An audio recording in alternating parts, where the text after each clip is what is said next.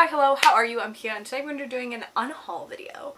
I personally unhaul books or like donate books and sell books and things like that from my collection very, very frequently. As a bitch with a lot of books, I just don't feel the need to keep every book. I am pretty good at my spending on books. Yeah, I am pretty good at it. I try to only buy books I'm either like really interested in or I've already read them and I know I really like them. And I do kind of try to curate my collection in some ways. I call it my life's library. So because of that, I do cycle through books a lot. I buy books cheap and used. Oh, I just found my clip. I'm gonna just resell them. If you are interested in any of these books, my Depop is down below and I will be selling them. If you would like to purchase them from moi. Depop is where I buy most of my books anyways. There's no hate on these books.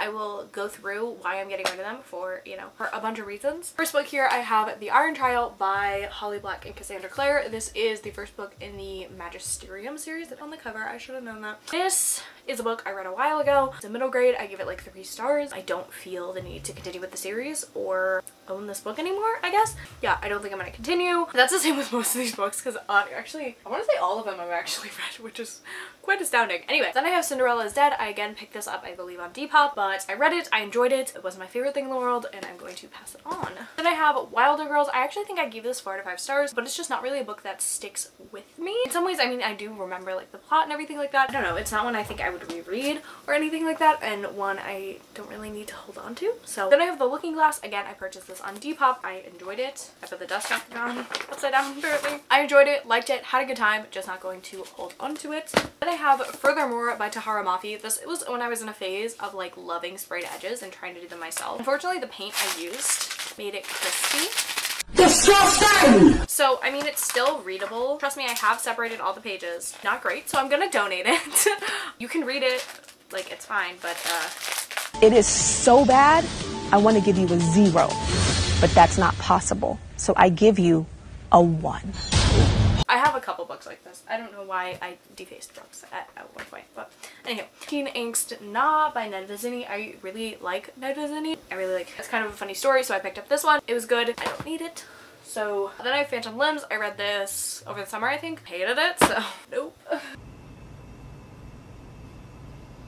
No. Then I have a very controversial one. I read this semi-recently in a 24-hour reading vlog. One Last Stop by Casey McCoisted. I didn't like it. Watch the vlog to hear my thoughts or the wrap-up or any video where I mention this.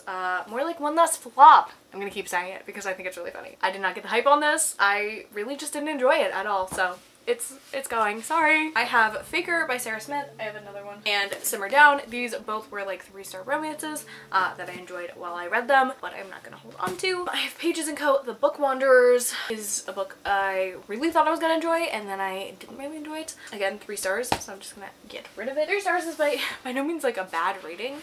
It's just not a favorite. Usually I try to keep like 4- and 5-star books because they're more ones that stick in my mind. Then I have Breathalyzed by Jennifer Niven, another, because I actually like annotated this book. I don't annotate in pen or anything. I just have some tabs, but you can see towards the second half I was like, it lost me. Clap if you care. Clap if you care. And unfortunately, I didn't enjoy this. I know, I love Jennifer Niven. I love so much promise in this book, but it was not one that I love, so I don't need it. Then I have Moxie. I think I read this for Reading Rush or the Booktubeathon, whatever that thing, like years ago. I liked it. I think it's exactly like Radio Rebel, and then I'd rather just watch that movie. I now have The Sun Is Also a Star by Nicola Yoon. I picked this up at a thrift store for a couple bucks. And I liked it. I really enjoyed the romance. I actually think this is a book I gave 4 stars, but I don't think it's one I'm going to reread by any means, and someone else will probably enjoy it more. Then I have Dumpling by Julie Murphy. This was like one of the books I read when I first got into booktube, and I do think I gave it 4 stars, but I don't really care about it that much, and I don't need it. I then have When the Stars Lead to You. This was another huge disappointment that I had really high expectations for.